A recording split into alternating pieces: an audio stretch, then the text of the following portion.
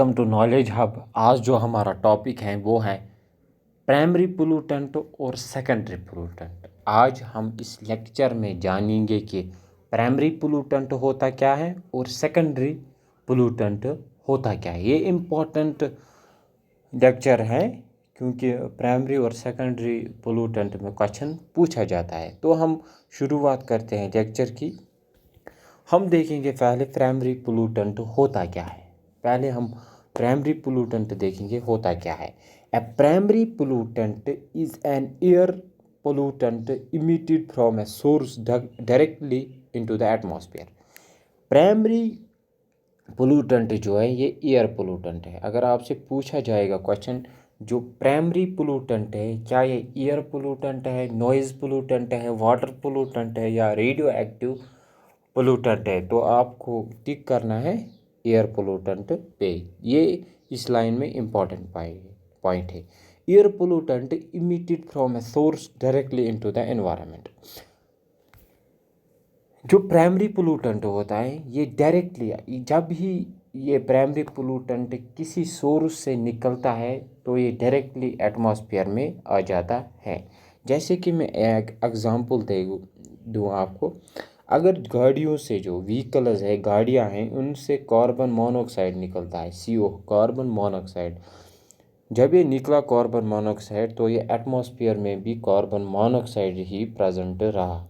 हम इसको कहेंगे प्राइमरी पोल्यूटेंट, यानी कि जिस सोर्स से ये निकला और एटमॉस्फेयर में फिर प्रेजेंट हुआ, यानी कि एटमॉस्फेयर में इसने जगह ली और सोर्स से भी ये कार्बन मोनोऑक्साइड ही था और एटमॉस्फेयर में भी प्रेजेंट है एज कार्बन मोनोऑक्साइड।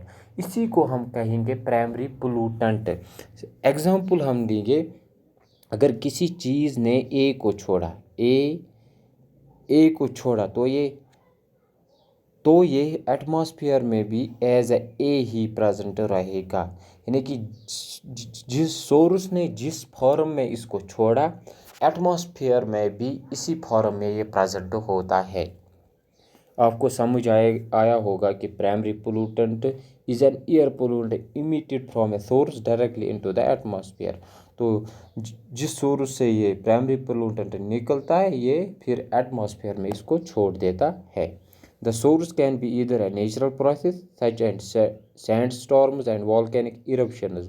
जो ये प्रोसेस है प्राइमरी पोल्यूटेंट जहाँ से निकलते हैं वो नेचुरल भी हो सकते हैं, दे कैन बी नेचुरल और एंथ्रोपोजेनिक।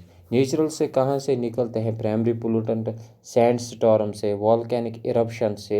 एंथ्रोपोजेनिक यानी कि ह्यूमन एक्टिविटीज़ से भी कुछ प्राइमरी पोल्यूटेंट्स निकलते हैं, जैसे कि इंडस्ट्रियल या व्हीकल इमिशन से। यानी कि इंडस्ट्रीज़ और व्हीकल से जो भी निकलता है वो एंथ्रोपोजेनिक में आता है, और सैंड स्टॉर्म और वॉल्केनिक इरप्शन से जो भी कुछ प्राइमरी पोल्यूटेंट निकलते हैं उनको हम कहेंगे नेचुरल। हमने देखा प्राइमरी पोल्यूटेंट जो है ये एयर पोल्यूटेंट होता है जहाँ से सोर्स, यानी कि सोर्स जहाँ से ये प्राइमरी पोल्यूटेंट निकलते हैं उनको कहते हैं हम सोर्स। जैसे कि अगर व्हीकल्स से कोई केमिकल निकलता है तो व्हीकल्स उनका सोर्स है, या कोई वॉल्केनिक इरप्शन से निकलता है तो उनका सोर्स जो है वॉल्केनिक इरप्शन है। और जहाँ से ये जो सोर्स उन प्राइमरी पोल्यूटेंट्स को रिलीज़ करता है, इमिट करता है, तो वो इसी फॉर्म में एटमॉस्फेयर में भी प्रेजेंट होते हैं। एग्जाम्पल्स क्या है? क्वेश्चन कहाँ से पूछे जाते हैं? एक तो इस लाइन में क्वेश्चन पूछा जाता है कि प्राइमरी पोल्यूटेंट कौन से पोल्यूटेंट है, क्या ये जब ये सोर्स से निकलते हैं और डायरेक्टली प्रेजेंट होते हैं एटमॉस्फेयर में। आपको एक याद ये रखना है और एग्जाम्पल्स क्या क्या है इसके ये याद रखने हैं। ये जो है ये दो ये इम्पॉर्टेंट है। एग्जाम्पल्स क्या है प्राइमरी पोल्यूटेंट में? कॉम्पिटिटिव एग्जाम में बहुत बार प्राइमरी पोल्यूटेंट्स के एग्जाम पूछे जाते हैं। एग्जाम्पल्स हम देखेंगे, एग्जाम्पल्स क्या है? पहला है सल्फर डाइऑक्साइड, SO2 जिसको हम कहेंगे सल्फर डाइऑक्साइड, यानी कि SO2, कार्बन मोनोऑक्साइड CO जिसका फार्मूला है नाइट्रोजन ऑक्साइड NOx जिसको हम कहते हैं नाइट्रोजन ऑक्साइड, और है पार्टिकुलेट मैटर। वीडियो को आप पॉज कीजिए और इन एग्जाम्पल्स को नोट कीजिए। फिर हम देखेंगे कुछ ब्रीफ जो है सल्फर डाइऑक्साइड होता क्या है। Sulphur dioxide in an invisible gas with a strong audio. जो ये सल्फर डाइऑक्साइड है ये इनविजिबल गैस है और स्ट्रॉन्ग ऑडियो होता है इसका। एक तो इस ये इनविजिबल दिखाई नहीं देता है और जो है इसका हम कहेंगे इसकी स्मेल होती है वो स्ट्रॉन्ग होती है। Its main sources are anthropogenic resulting from the combustion of fuels and the process of mineral ores containing sulphur. यानी कि सोर्स कहाँ से ये सल्फर डाइऑक्साइड निकलते, ये निकलते हैं ह्यूमन एक्टिविटीज़ की वजह से। एंथ्रोपोजेनिक मीन्स होता है ह्यूमन एक्टिविटीज़, ह्यूमन एक्टिविटीज़ से निकलता है, ह्यूमन एक्टिविटीज़ से ये निकलता है। एक तो सोर्स है इसका एंथ्रोपोजेनिक, कहाँ से, यानी कि जब हम कंबशन करते हैं फ्यूल्स की, यानी कि हम फ्यूल्स जब चलाते हैं और मिनरल ओर्स और निकलता है ये मिनरल ओर्स से जिनमें सल्फर प्रेजेंट होता है। Humans and animals exposed two sulphur dioxide display severe respiratory problems. जो ये सल्फर डाइऑक्साइड है ये सीवियर रेस्पिरेटरी प्रॉब्लम्स करता है, यानी कि रेस्पिरेटरी प्रॉब्लम्स सल्फर डाइऑक्साइड करता है अगर इसकी जो कंटेंट है वो एटमॉस्फेयर में ज़्यादा हुई। Sulphur dioxide can interact with water in the atmosphere to form harmful acid rain. अगर सल्फर डाइऑक्साइड ने इंटरेक्ट किया वाटर से एटमॉस्फेयर में तो ये एसिड रेन बना सकता है। जैसे कि आपको पता होगा SO2 और NO2 ये एसिड रेन बनाते हैं। अगर सल्फर डाइऑक्साइड ने इंटरेक्ट किया वाटर से एटमॉस्फेयर में तो ये एसिड रेन बनाता है। फिर है कार्बन मोनोऑक्साइड। एग्जाम्पल जो है प्राइमरी पोल्यूटेंट की, carbon monoxide is an odourless gas emitted by the incomplete combustion of fuel. Carbon monoxide जो है ये ऑर्डरलेस है गैस है जो निकलता है इनकम्प्लीट कम्बशन ऑफ फ्यूल। जब हम इनकम्प्लीट यानी कि कम्प्लीटली फ्यूल को नहीं जलाते हैं तभी ये कार्बन मोनोऑक्साइड निकलता है। The main source for atmosphere carbon monoxide और गैसोलीन और diesel powered engines and biomass burning. जो मेन सोर्स है कि ज़्यादा कार्बन डाइऑक्साइड एक तो गैसोलीन या जिसको हम कहेंगे डीजल इंजन जो होते हैं गाड़ियों में लगे या किसी मोटर में लगे हुए होते हैं डीजल इंजन, उनसे जो है कार्बन मोनोऑक्साइड ज़्यादा निकलता है। और बायोमास बर्निंग जो होती है इनसे भी जो है कार्बन डाइऑक्साइड निकलता है। Forest fires and biomass fuels, जैसे कि बायोमास में आता है फॉरेस्ट फायर जब लग जाता है और बायोमास फ्यूल्स, इनसे जो है कार्बन मोनोऑक्साइड निकलता है। Carbon monoxide is very toxic and is linked to an increasing risk of heart disease. अगर इसकी कंटेंट जो है एटमॉस्फेयर में इंक्रीज़ हुई तो ये बहुत टॉक्सिक है, यानी कि ख़तरनाक है, इससे जो है हार्ट प्रॉब्लम्स हो सकती है। यानी कि सल्फर डाइऑक्साइड से रेस्पिरेटरी प्रॉब्लम्स होती है और कार्बन मोनोऑक्साइड से हार्ट डिजीज़ हो सकती है। Exposure to high levels of carbon monoxide may lead to unconsciousness और इवन डेथ। अगर कोई पर्सन इस जगह बैठा जहाँ पर कार्बन मोनोऑक्साइड की मिकदार ज़्यादा हो, जहाँ पे कार्बन मोनोऑक्साइड जो है ज़्यादा प्रेजेंट हो, या वो अनकॉन्शियस हो सकता है जिसको हम बेहोश, या वो बेहोश हो सकता है या इवन कि उसकी डेथ भी हो सकती है कार्बन मोनोऑक्साइड की। जब हम बुखारिया जलाते हैं फॉर हीटिंग पर्पसेस उनमें से भी है कार्बन मोनोऑक्साइड निकलता है। तो बहुत से ऐसे इंसिडेंट हुए हैं जिनकी वजह से बहुत लोग जो है अपनी जान गंवा चुके हैं। कैसे? क्योंकि इसमें जो है कार्बन मोनोऑक्साइड है, इसकी जब ज़्यादा इमिशन होती हैं तो ये लोग मर जाते हैं। इसी को कहते हैं अनकॉन्शियस हो सकते हैं या डेथ भी हो सकती। फिर है नाइट्रोजन ऑक्साइड, ये भी एग्जाम्पल है प्राइमरी पोल्यूटेंट का। फॉसिल फ्यूल्स कंबशन,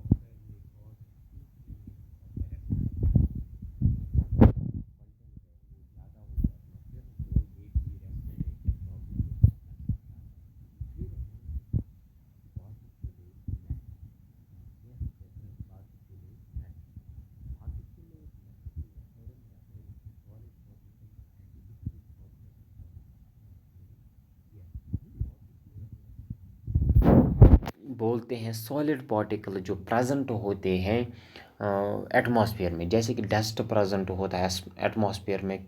डस्ट तो सॉलिड है, इसको भी हम जो है पार्टिकुलेट मैटर कह सकते हैं। या एशेस प्रेजेंट होते हैं एटमॉस्फेयर में, या लिक्विड ड्रॉपलेट्स जो होते हैं वाटर वेपर्स और अदर, हम कह सकते हैं जो भी पार्टिकुलेट मैटर्स हम उन्हीं को कह सकते हैं।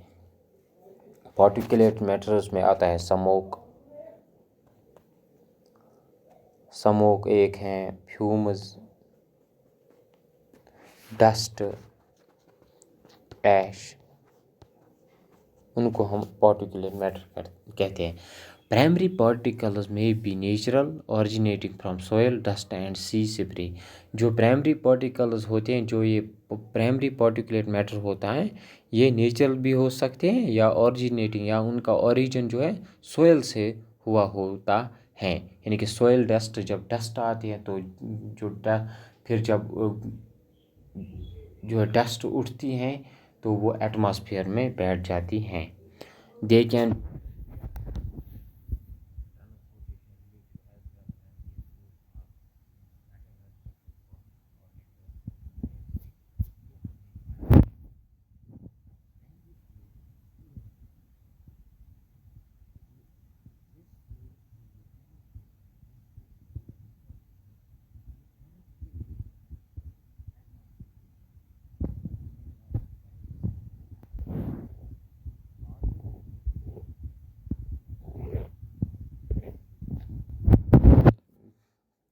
किसी चीज़ से कार्बन मोनोऑक्साइड निकला तो ये एटमॉस्फेयर में भी कार्बन मोनोऑक्साइड की ही फॉर्म में प्रेजेंट रहेगा। इसको हम कहते हैं primary pollutants.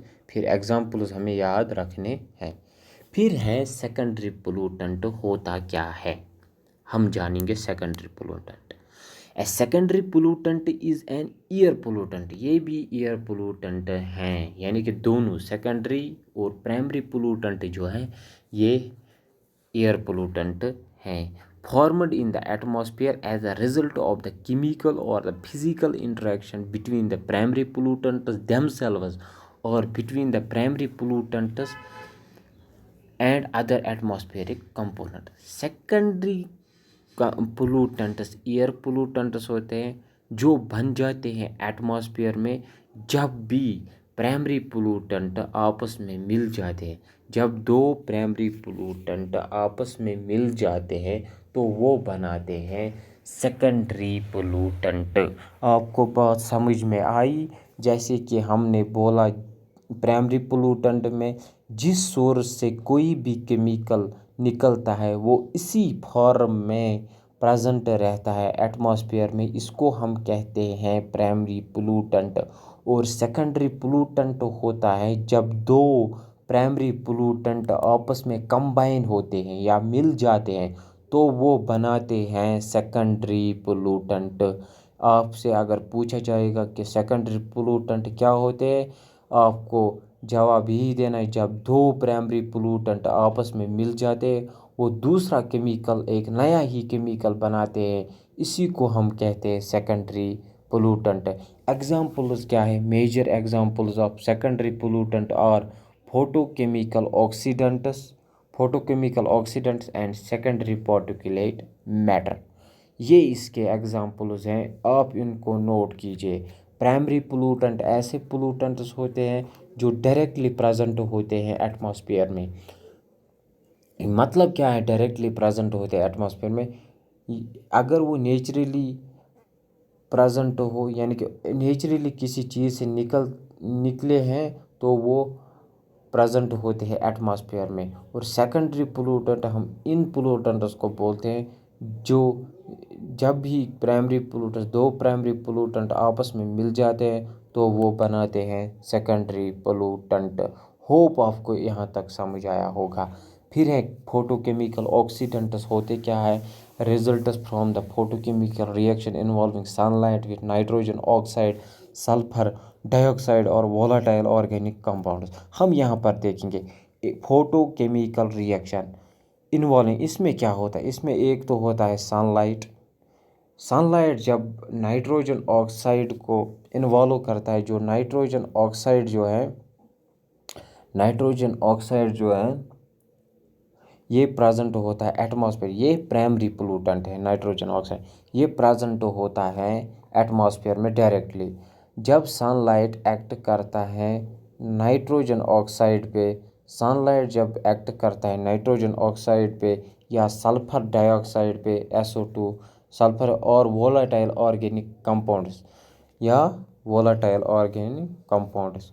They include acids, nitrogen dioxide, sulphur trioxide and ozone.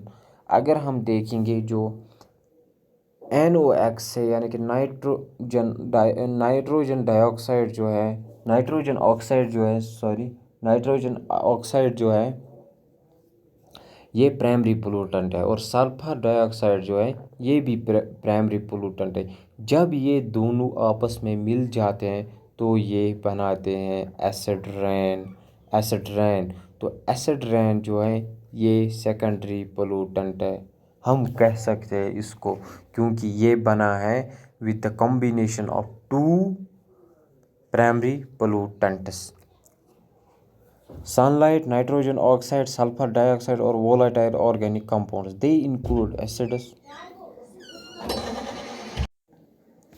include acids, nitrogen dioxide, sulfur trioxide and ozone. Ozone is considered a highly dangerous air pollutant. जो ozone है इसको कंसिडर किया जाता है हाईली यानी कि डेंजरस एयर पोल्यूटेंट जो है वो है ओजोन। ओजोन जो है इसका फार्मूला है O3 को ओजोन कहते हैं, जो कि हाईली डेंजरस है एयर पोल्यूटेंट है। Exposure to ozone can cause many lung diseases such as asthma, emphysema and bronchitis. अगर ओजोन ज़्यादा यानी कि ओजोन एक्सपोजर जो ओजोन का हो ज़्यादा हुआ तो इससे जो है अस्थमा, एम्फाइसीमा और ब्रोंकाइटिस हो सकता है। Repeated and long exposure to ozone में even permanently scar the lung tissue. अगर ज़्यादा ही इसका रिपीटेड यानी कि एक्सपोजर हुआ ओजोन का तो लंग टिश्यू जो है वो परमानेंटली स्कैर हो सकती है, यानी कि लंग जो है ख़राब हो सकती है। फिर है secondary particulate matter. Secondary particulate particles are the result of condensation of इससे जो है जैसी इस वजह से सेकेंडरी पार्टिकल जो बन जाते हैं, ये बन जाते हैं condensation of gases, chemical reaction involving primary particle gases. जब प्राइमरी पार्टिकल हमने पढ़ा, प्राइमरी पार्टिकल रिएक्ट करते हैं गैसेस से and the coagulation of various primary particle. जब ये प्राइमरी पार्टिकल कंबाइन होते हैं गैसेस पार्टिकल से तब ये जो है सेकेंडरी पार्टिकल होता है। The main primary pollutant involved in the formation of secondary particulate matter are sulfur dioxide and nitrogen dioxide. जब सल्फर डाइऑक्साइड और नाइट्रोजन डाइऑक्साइड आपस में मिल जाते हैं तो जो एक खतरनाक सेकेंडरी पार्टिकुलेट बनाते हैं। अगर आपको पूछा जाएगा एसिड है किसकी वजह से बना है, वो बोलेंगे sulphur dioxide, nitrogen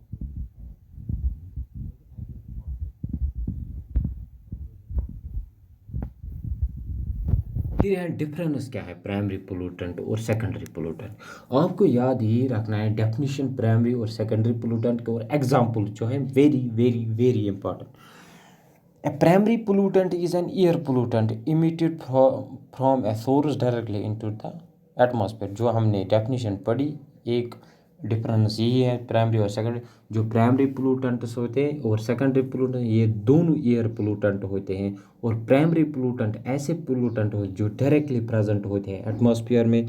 A secondary pollutant is an air pollutant found in the atmosphere as a result of the chemical और the physical interaction between the primary pollutants themselves or between the primary pollutants and other atmospheric components। Secondary pollutants तब ही बन जाते हैं जब दो primary pollutants आपस में combine होते हैं, या जब प्राइमरी पोल्यूटेंट और एटमॉस्फेरिक कंपोनेंट जो है आपस में कंबाइन हो जाए, वही बनाते हैं सेकेंडरी पोल्यूटेंट। से for example primary pollutant plus primary pollutant ये बनाते हैं सेकेंडरी पोलूटेंट को। सिंपली हम कह सकते हैं, हम ऐसे भी याद रख सकते हैं, primary pollutant plus primary pollutant, यानी कि दो प्राइमरी पोलूटेंट जब मिल जाते हैं वो बनाते हैं सेकेंडरी पोलूटेंट को। फिर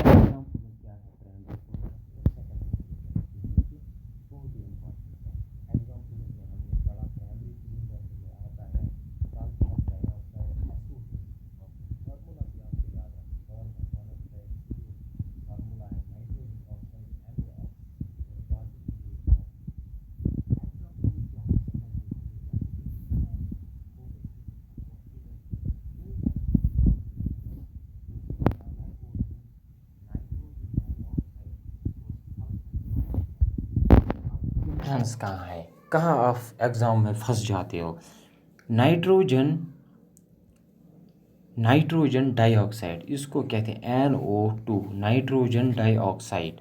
और जो ये नाइट्रोजन ऑक्साइड है इसमें आपको फ़र्क करनी है, इसमें आपको डिफ्रेंशिएट करना है और याद रखना है कि नाइट्रोजन डाइऑक्साइड जो है ये सेकेंडरी पोलूटेंट है और नाइट्रोजन ऑक्साइड जो है ये प्राइमरी पोलूटेंट है।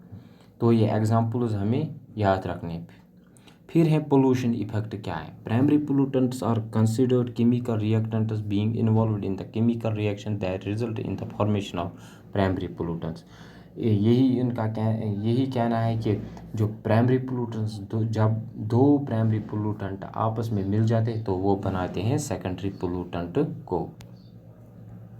Therefore, their pollution effect can either be direct, like the impact of sulfur dioxide on the human respiratory system, या जो प्राइमरी पोलूटेंट्स होते हैं उनका इफेक्ट डायरेक्टली भी हो सकता है। कैसे डायरेक्टली हो सकता है? जब ये एटमॉस्फेयर में डायरेक्टली प्रेजेंट होता है, से फॉर एग्जांपल सल्फर डाइऑक्साइड, मैंने आपको पढ़ा है जब सल्फर डाइऑक्साइड प्रेजेंट होता है एटमॉस्फेयर में तो रेस्पिरेटरी प्रॉब्लम्स हो सकती हैं। या प्राइमरी पोलूटेंट का इफेक्ट डायरेक्टली हो सकता है या तो or indirect when sulfur dioxide interacts with water in the atmosphere to form acid rain, या इनडायरेक्ट भी हो सकता है। प्राइमरी पोलूटेंट्स का इफेक्ट डायरेक्टली भी हो सकता है और इनडायरेक्टली भी। इनडायरेक्टली कैसे हो सकता है? जब सल्फर डाइऑक्साइड इंटरेक्ट करता है वाटर से वो बनाता है एसिड रेन। सल्फर डाइऑक्साइड जब इंटरेक्ट करता है वाटर से प्लस वाटर वो बनाता है एसिड रेन। आपको ये याद रखना है। On the other hand, secondary pollutants are chemical products inferring that they might be more stable and inert with a limited polluting effect. उनका जो है सेकेंडरी पोलूटेंट का उनका लिमिटेड पोलूटिंग इफेक्ट होता है, क्योंकि जब प्राइमरी पोलूटेंट्स प्रेजेंट होंगे एटमॉस्फेयर में तभी सेकेंडरी पोलूटेंट बन जाएंगे। While this might be true to some extent, it is not the cause of ozone where photoactivation is involved, making the chemical process highly reactive. अब pollution control कैसे होता है? The atmospheric concentration of primary pollutants can be controlled in a directive way that through the reduction of anthropogenic emission. हम कैसे इन pollution को रोक सकते हैं? एक तो हम प्राइमरी पोलूटेंट्स को डायरेक्टली जो है रिड्यूस कर सकते हैं, यानी डायरेक्टली उन पे जो है हम काबू पा सकते हैं। कैसे? हमें जो एंथ्रोपोजेनिक जो ह्यूमन एक्टिविटीज़ हैं उनको कंट्रोल में रखना है। जो ह्यूमन एक्टिविटीज़ हैं, एंथ्रोपोजेनिक एक्टिविटीज़ हैं, उनको कंट्रोल में रखना है। नेचुरल जो होता है, नेचुरली जो प्राइमरी पोलूटेंट्स या कोई भी पोल्यूशन होता है वो बहुत कम होता है। मेन कॉज होता है ह्यूमन एक्टिविटीज़ से। तो हमें पहले ही जो है ह्यूमन एक्टिविटीज़ को लिमिटेड करना है। On the country controlling the secondary pollutant is much more complicated process. जो सेकेंडरी पोलूशन को रोकने का मसला है वो बहुत ही कॉम्प्लिकेटेड है। The chemical reaction involved in their formation must be understood and interrupted. जो केमिकल रिएक्शन होती है दो प्राइमरी पोलूटेंट्स के दरमियान में, ये बहुत ही मुश्किल अंडरस्टैंड करना है। फिर है primary pollutant versus secondary pollutant. पढ़ेंगे हम प्राइमरी वाला जो है ये वो इस साइड है, ये प्राइमरी पोल्यूटेंट है और ये सेकेंडरी पोल्यूटेंट है। सेकेंडरी पी और एस हम लिखेंगे पी एस। प्राइमरी जो होता है air pollutant emitted directly from a source into the atmosphere, ये मैंने पहले ही बताया, जो डायरेक्टली प्रेजेंट होता है एटमॉस्फेयर में इसको हम प्राइमरी पोल्यूटेंट कहते हैं। और सेकेंडरी ये हैं डिफरेंशिएट बिटवीन, और सेकेंडरी पोल्यूटेंट ऐसे पोल्यूटेंट्स होते हैं जब दो प्राइमरी पोल्यूटेंट आपस में मिल जाते हैं वो बनाते हैं सेकेंडरी पोल्यूटेंट को। फिर हैं एग्जांपल्स क्या हैं उनके, एग्जांपल्स में आता है प्राइमरी पोल्यूटेंट के sulphur dioxide, carbon monoxide, nitrogen oxide and particulate matter. और सेकेंडरी पोल्यूटेंट में आता है फोटोकेमिकल ऑक्सीडेंट्स जिनमें आता है ozone, nitrogen dioxide, sulphur trioxide and secondary particulate matter. फिर है तीसरा chemical reactants characterised with a direct pollution effect on living beings and ecosystems and with an indirect effect through the formation of secondary pollute. जो primary pollutants होते हैं उनका खतरा ज़्यादा होता है क्योंकि ये डायरेक्टली भी इफ़ेक्ट कर सकते हैं और इनडायरेक्टली भी इफ़ेक्ट कर सकते हैं। केमिकल प्रोडक्ट्स जो इनका है सेकेंडरी का, chemical products highly reactive when photo activation is involved in the chemical process of their formation. Direct control through the reduction of anthropogenic emission, हम कंट्रोल कर सकते हैं प्राइमरी पोल्यूशन में कि हमें जो है कंट्रोल करना है, यानी कि रिड्यूस करना है हमें एंथ्रोपोजेनिक एमिशन को। फिर है summary of primary versus secondary pollutant. Primary and secondary pollutants are two groups of air polluting substances differing mainly by their sources of emission or generation. तो प्राइमरी और सेकेंडरी पोल्यूटेंट ये दो groups हैं air polluting substance के जो यानी कि different होते हैं। दो जो हैं ये डिफरेंट होते हैं आपस में, यानी कि उनका सोर्स अलग अलग होता है। Primary pollutants are emitted from natural और एंथ्रोपोजेनिक सोर्सेज। जो प्राइमरी पोल्यूटेंट्स ये निकलते हैं या ह्यूमन एक्टिविटी से या नेचुरली ये निकलते हैं डायरेक्टली इनटू द एटमॉस्फेयर, फिर ये एटमॉस्फेयर में आ जाते हैं। यानी कि प्राइमरी पोल्यूटेंट्स नेचुरली और ह्यूमन एक्टिविटीज से भी एटमॉस्फेयर में आता है, while secondary pollutants result from the chemical reaction of, ये सेकेंड पोल्यूटेंट्स तभी बन जाते हैं जब दो प्राइमरी पोल्यूटेंट्स आपस में मिल जाते हैं। फिर हैं ये एग्जांपल्स प्राइमरी और सेकेंडरी पोल्यूटेंट्स के। होप आपको जो ये लेक्चर है समझ आया होगा, पसंद आया होगा। चैनल को सब्सक्राइब कीजिए, वीडियो को शेयर कीजिए। Thank you for watching. ये बहुत ही इम्पोर्टेंट लेक्चर था, मैंने आपको बेस्ट कंटेंट प्रोवाइड किया है।